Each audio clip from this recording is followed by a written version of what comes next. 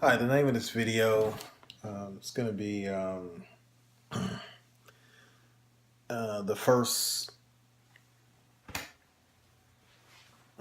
the first president of the United States was a black man, um, and it's going to be a short video, but just one of those videos. I'm you know more aiding people in searching out truth. And tying it all into the Bible and bringing out some overall some prophecy that's happening. And this is something I'm gonna bring out, and there's as we know a big movement as the servants of the Lord are being sealed. 144,000 are being sealed for the final days, and there's a tremendous amount of people that are coming into the truth, finding out they're Israelites, and quite a few of these people, at least the the black so-called African American people, Negro, they're all coming in saying that they're Judah, from the tribe of Judah. Well, um, they might think that, but realistically,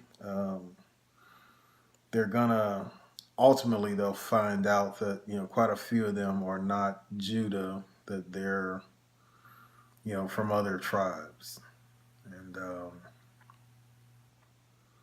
um, just want to bring out this bit of truth. So when you look at um, the United States, it's called the United States now, but previously it was called, I think there's two other names it was called, Continental Congress, and some other name. I didn't write that down. It's really not that not that important, but I mean you can look that up. But it operated under a couple other names, before um, I guess the official you know country was formed, right? Um, and what I say mean by that, you had the Revolutionary War, and you had I guess them figuring out how everything was going to be structured. But there's a man by the name of John Hanson. You do research on him. He was a Moor, right? And we know from our research that the Moors were black people, um, so-called Negro people. You know, quite a few of them, or most of them, followed Islam. Um, but I mean, some did not. But and this man John Hanson, he was the first president of this country, right? The country was under a different name, but basically the name change just it was just a name change, right? But still the country that we have today. So one thinks back, okay, late 1700s, you have a so-called black man that is the president, and he was elected the president by a lot of people that history tells us were white people or Caucasian people. So how is that? So you think through that. Now, how is that that a black man during a time in which um, black people were in slavery in this country, serving slavery in this country, And we know that the founding fathers were, by all accounts, racist, slave owners. Um, based on how the Constitution was structured, based on, you know, them allowing slavery to take place, and you know, just their overall mentality in that time period. So how is that? Okay, so so one, you know, there there has to be more to that story than meets the eye, right? And so that again leads to some of the other history, some of the other stuff that brought out in some other videos. There was a black presence here in North America before before the Caucasians came over. Okay, and there's evidence, there's documentation that says that the Indians, particularly on the eastern coast, you know, and not just East Coast but the West Coast, that they were black men, Negro men, right?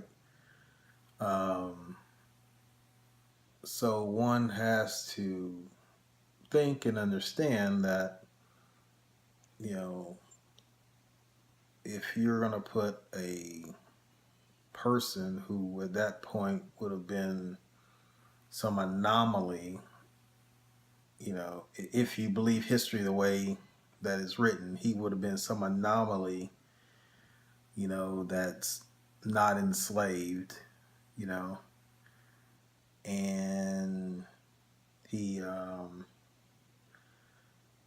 you know, let's just say 1%. I'm just making that up, but not enslaved. All these other people are enslaved, yet he gets elected the president of the country. That doesn't jive, right? So, um, just want to refer you to a couple of videos. Both of them are videos related to Glenn Beck and his show that used to be on the Fox network. And he brings out some points about so-called black history here in this country. Some of the contributions that black people made, early on, again, that just don't jive with history as the way it's been in the way that it's been told. So the first video is called Fox News Caught Telling the Truth About Founding Fathers of the United States Being Black. Okay, that's the first video. And then the second video is The Reason Glenn Beck Was Fired! Exclamation point. And so check out those two videos. I think there's might be a few others out there on the same topic related to Glenn Beck, but it ties into, there's tons of videos out there where people are going into their history, showing where these tribes were black people.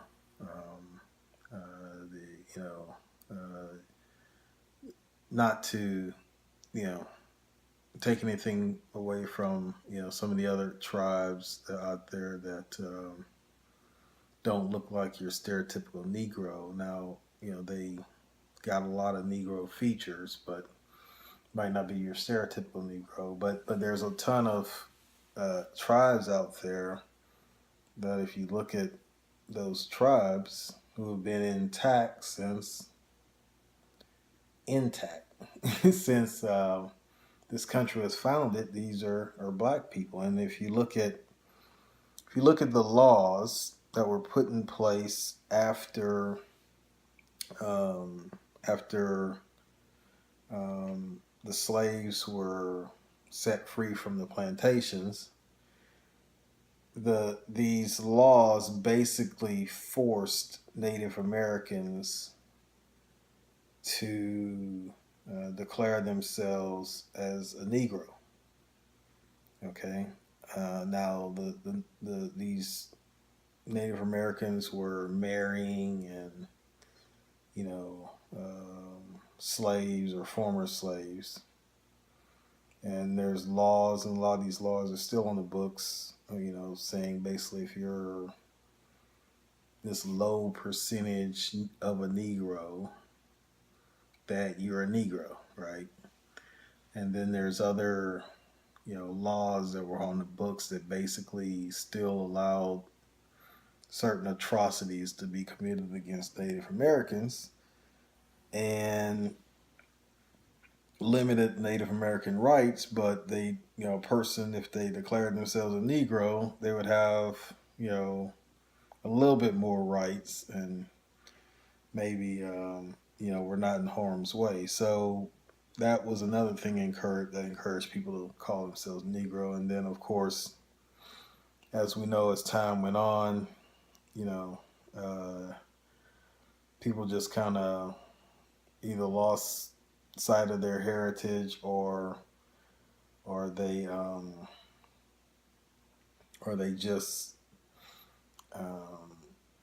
they just um, you know as lineage was redefined, you know uh, you know meaning that everyone was kind of pushed into this, I'm an American state of mind, and I'm half and half this, or I'm one fourth that, instead of following your lineage by your fathers, which is the way the Bible says it should be done.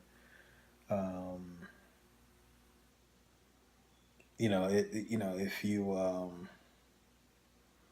with that going away, it just kind of made the whole clarity of what you are kind of dissipate. And if you talk to most Negro people, normally they'll claim that like their grandmother was Native American or something like that, which, I've, on one side of my family, my grandmother was, Native American, right? And as I talked to my father, you know, um, well, I'm saying she was Native American. Now she looked Native American, um, from my standpoint.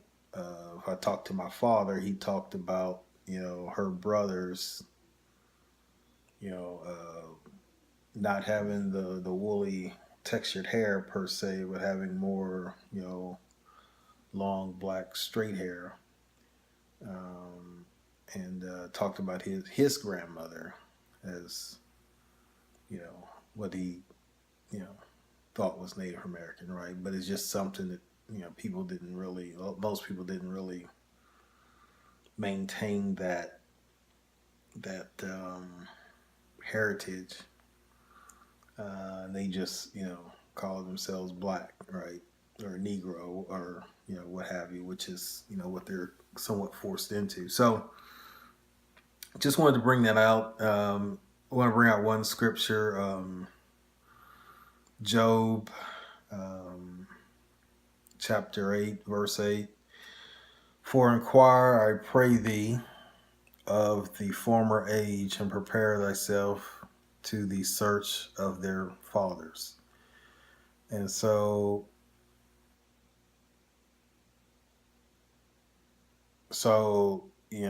this basically just touching on, that, to really understand the truth, you're going to need to, search your fathers. Not saying that you have to, do some, big, um, you know, genealogy thing, you know, spending months, years trying to research your family line. But I think most of us, you know, unless you're an orphan, you probably got enough information to go back probably at least to the, you know, 1800s or so. And, you know, you know, if you're Native American, you go back to the 1800s, you know, that's probably far enough to probably identify that, you know. Again, because you know it was the late 1800s that a lot of people were forced into the classification as Negro. So again, I guess just to sum up, you know, I think you know a lot of um, so-called African American people or Negro people are gonna find that they're probably Gad or they're probably Reuben, and potentially you know some of the other Northern Kingdom tribes. While we have you know in Genesis 49 kind of a guideline as to where the tribes are supposed to be in the last days, we know that the United States is going to be the biggest.